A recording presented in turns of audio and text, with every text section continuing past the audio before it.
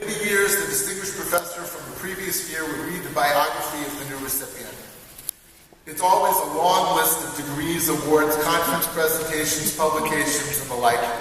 The biography of Dr. Adel ElSafty is printed in your program, and as you can see, he is very impressive. But that's only part of the story.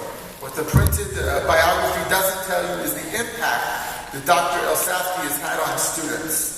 To tell you that part of the story, we've invited a former student and now civil engineering technology instructor, Jeanette White, to share with us how Dr. ElSafty has transformed her and molded her into the professional she is today. Ladies and gentlemen, please join me in welcoming to the stage Jeanette White.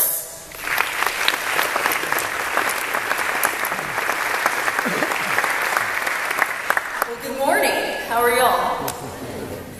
Good. I thank you all for this great opportunity on this day.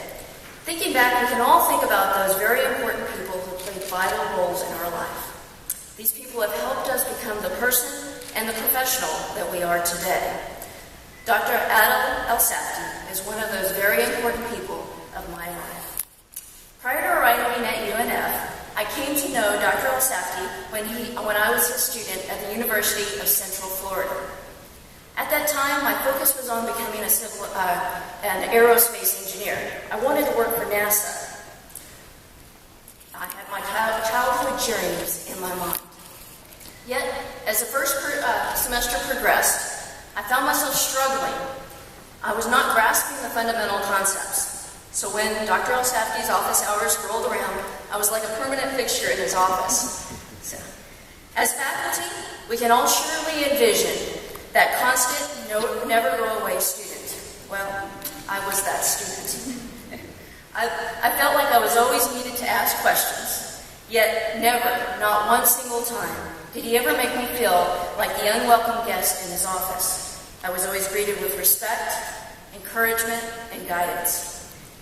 Even on the occasion when my group brought him our spaghetti bridge project, it was a tangled mess, yet he did not snicker one bit. We had spaghetti supports going this way and that way, and all of us students were so proud. But even on that day, he just smiled and provided us engineering guidance. So as the few semesters passed at UCF, and although I was employed by Florida Space Institute, I realized aerospace was not what I wanted to pursue. I realized I was now leaning more towards civil engineering. With these thoughts in mind, I found myself occasionally dropping by Dr. ElSafty's office. We would talk about civil engineering and his career as a civil engineer. Within a few short conversations, I was absolutely hooked. So soon thereafter, I found myself moving back to Jacksonville and to UNF's civil engineering program. From that point forward, I never once looked back, except to absolutely recommend Dr. ElSafty for the open position here at UNF. To me, he is the best professor ever.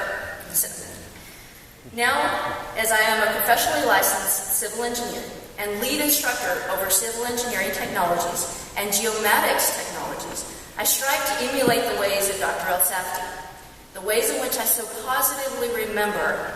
Each day I try to be kind and caring, yet to hold the bar high for all my students. I try to remember when I, too, was that pesky old student who just wouldn't leave the office. As students and instructors and professors, we all must realize that as we step in front of our students, our words have power. In our words, they are our power.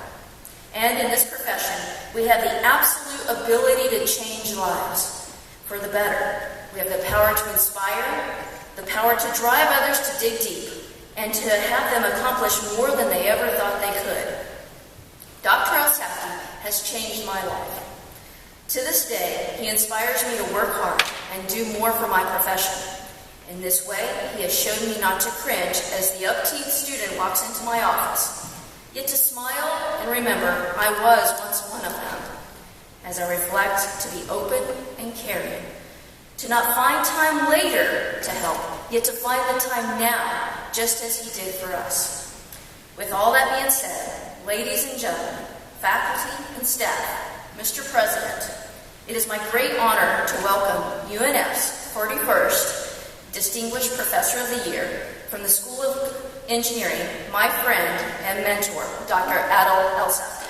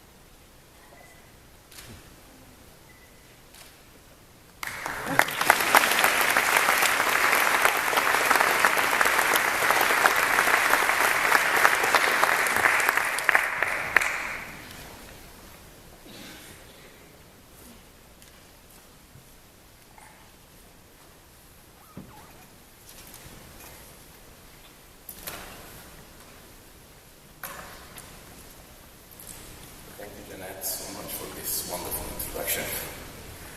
President Smith, Provost Charlie, Dr. Finner, faculty, staff, students, family, friends, and members of the UNF community. Thank you all. I'm honored and humbled to be recognized as UNF's Distinguished Professor. I'd like to congratulate Dr. Fayumi on his Distinguished Professor Runner-Up Award and his great accomplishments. I've been fortunate and blessed to be surrounded by such a great group of UNF faculty, staff, administrators, students, and alumni. I'm grateful to all of you for helping me to reach this point, which means a great deal to me. Thank you. All of you know it took me several years to be able to stand here and have the honor and pleasure to address you. I was selected twice as a Distinguished Professor Runner-Up in 2016 and 2017. That is typical to almost everything I try to accomplish in my life. Persistent trials with much struggle to achieve a goal, several setbacks, many failures, then maybe a success. I remember over 30 years ago, I kept trying for years to pursue my PhD in Europe or North America after finishing my master's degree. My mom and dad comforted and embraced me while I kept receiving many rejection letters. Admission letters without enough scholarships, more rejections, and finally a success. Then when I was traveling in 1989 to pursue my PhD in North Carolina, my parents struggled to hide their tears and their eyes at Cairo Airport, saying goodbye. My dad was a civil engineer building bridges, tunnels, and dams. He got his civil engineering education at Cairo University in Egypt, and his professional education and training was in France and Sweden in 1950s and 1960s. Given his life experiences, he encouraged me to travel, knowing the importance of international exposure. My mom studied at the law school at Cairo University in the 1950s, made her very analytical and logical in making decisions and giving sound advice. I love and miss my parents so much. They foster persistence and dedication to pursuing our dream no matter how long it takes or how hard it is. I learned from my parents' persistent support for my sister while raising her two sons to successfully pursue her medical MD degree at Cairo University, her master's and PhD, and admirably fulfill her demanding job as the chair of the Department of Occupational and Environmental Medicine. I learned through my parents' support for my brother to successfully earn his engineering degree and establish a very successful engineering firm in Egypt. Our parents have been an inspiration to us, and their example continues even after they passed away. Their spirit of persistence resides in me, for I'm trying to emulate them by supporting and encouraging our UNF students and our children. Mariam, a junior at the University of Florida, UF, pursuing her pre-med degree, Summer, 11th grader at Bowles, and Adam, a 5th grader. I see this support and encouragement to persist past failures as a central theme in my life, and an important goal for us as teachers to pursue. I always urge my children and students to try, fail, process, reflect, accumulate knowledge, learn from failures, try again, fail again, try and then succeed. It's fine to have failures, but with persistence, one will eventually reach success. I tell my students that failure is part of learning and most likely will be the key to success. I learned that very well from engineering projects and even from the construction of the ancient Egyptian pyramids. I've learned that throughout history, we have experienced unfortunate structural failures, including bridge collapses. Yet these failures prompt us to gather invaluable information, learn critical lessons from failures, deepen our knowledge, sharpen our skills, and enhance our future design, construction, maintenance, repair, and monitoring. The failures we experience provide essential lessons to achieve success. But persistence through initial failure is not the only important version. Community is important as well. I naively thought that engineering, science, and technology alone were sufficient to advance our lives. I had the honor to lead a faculty group on international academic visits to Turkey, Morocco, and Egypt to establish and maintain research initiatives and exchange programs. And I thought I was the expert who knew it all. Till I learned how limited my knowledge was and still is. When touring the pyramids in Giza, the Valley of the Kings in Luxor, and historic places in Egypt, Turkey, and Morocco, my knowledge was only focused on the engineering aspects. However, it was amazing to learn from my UNF colleagues about the culture, the society, the history of the ancient Egyptian civilization, the cultures of Greece, Rome, Persia, China, Mesopotamia, the Indus Valley, and the Aztecs. Thanks to my colleagues, my lack of knowledge turned into a rich learning experience. I also have led and co-led student groups on study abroad and international TLO service projects to Ghana, Morocco, and Germany. And honestly, I learned a great deal from my colleagues and students during this travel. Our interaction helped me develop cross-cultural awareness and learn to use experiential learning. A few years ago, I was a guest lecturer in Cologne, Germany, and I had to present very dry topics. After several rehearsals, I was able to improve my presentations through integrating practical examples from my industrial experience and embedding video clips of my testing, my lab testing. The students and faculty got very engaged and interacted positively, and after the lecture, they were knocking on the desks with their hands and knuckles. Before I got worried, my dear German colleague reassured me enthusiastically with a big smile that this knocking is a kind of applause expressing appreciation. I was relieved. I was encouraged to interact more and exchange a great deal of information with the German audience that broadened my horizons and deepened my knowledge. Later, I conducted a successful study abroad with UNF students to learn the history and structural engineering in Germany. I also initiated collaboration in Japan and Italy to establish joint research and exchange programs. And my students and I learned from a remarkable architect many lessons on the history, culture, and preservation of historic structures in Italy. Talking and traveling with knowledgeable faculty taught me about the history of nations and that the history is marked by great events and the accomplishments of remarkable individuals whose impact is significant, not just in construction, but in science, culture, economics, and technology.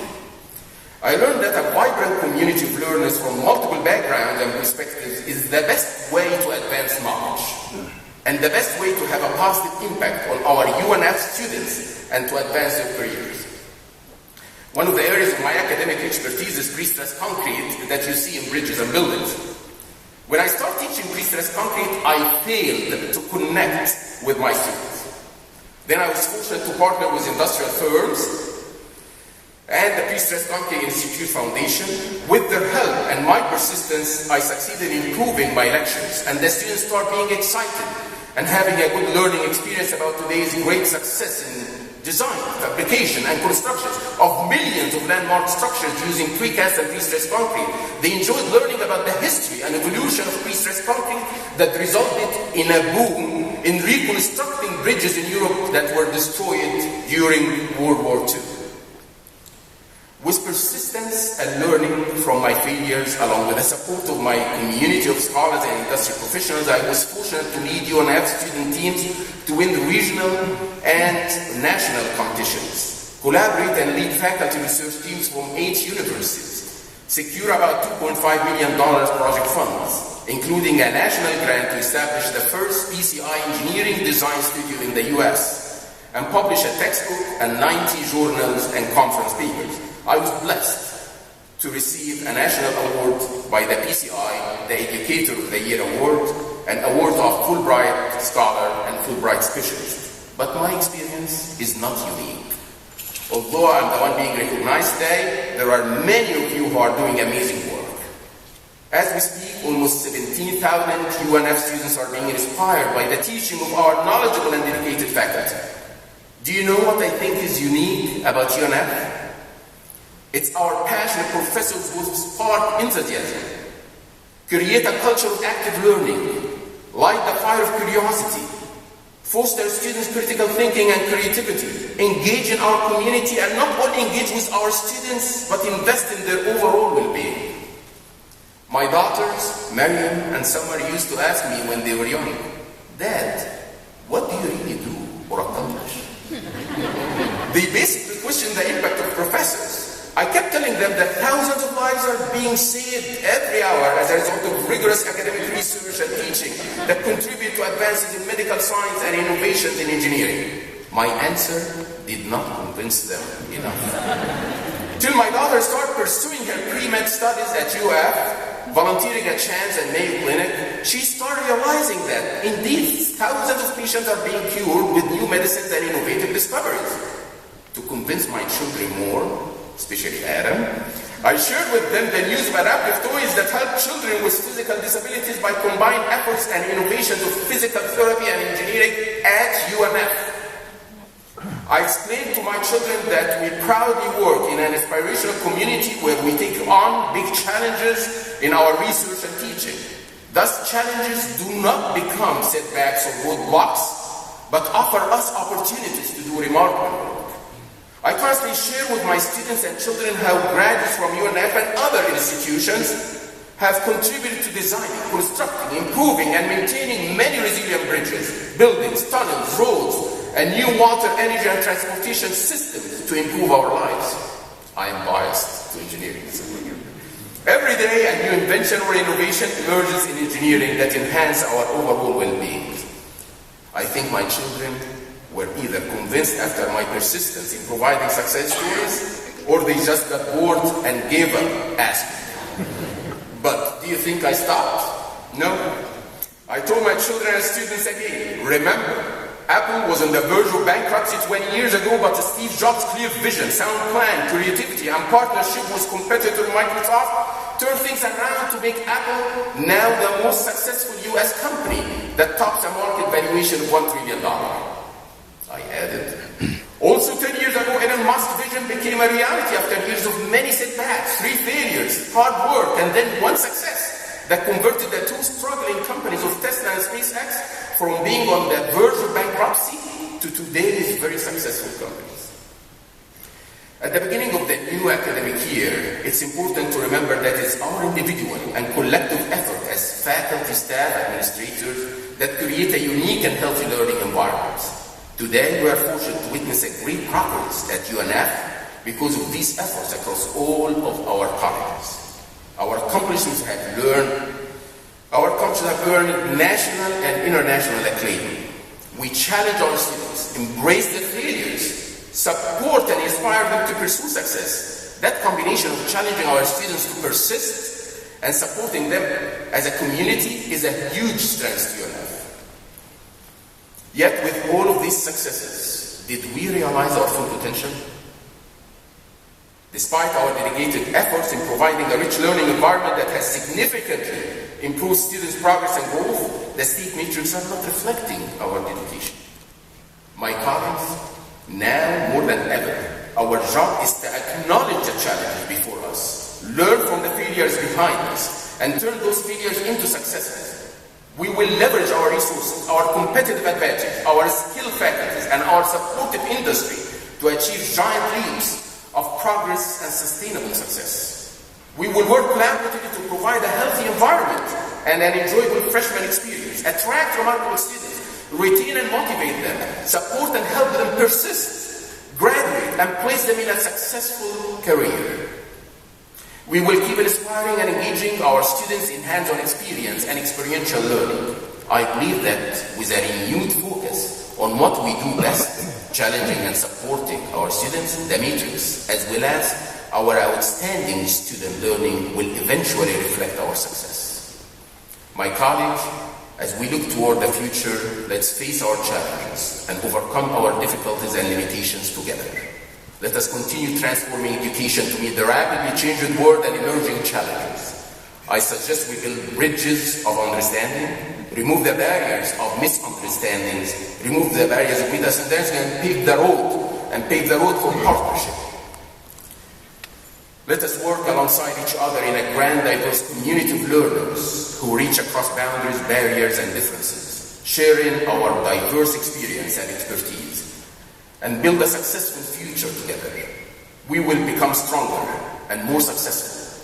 We not only can, but we will transform challenges into success, and with that, we will realize our full potential.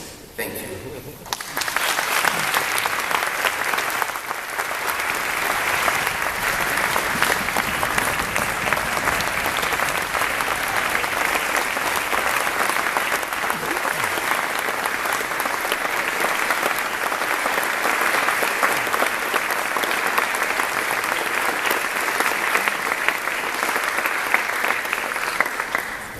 Thank you so much to our distinguished professor. There's no question that persistence and dedication are how we will succeed. So I invite all of us to join our distinguished professor on that journey. This has been an exciting and a celebratory day. It's a time of reflection and certainly a time of hope and enthusiasm for the future. Thank you for being here, for being a part of today's convocation. And at this time, I would like to ask that all of you stand and hold your place for the recessional.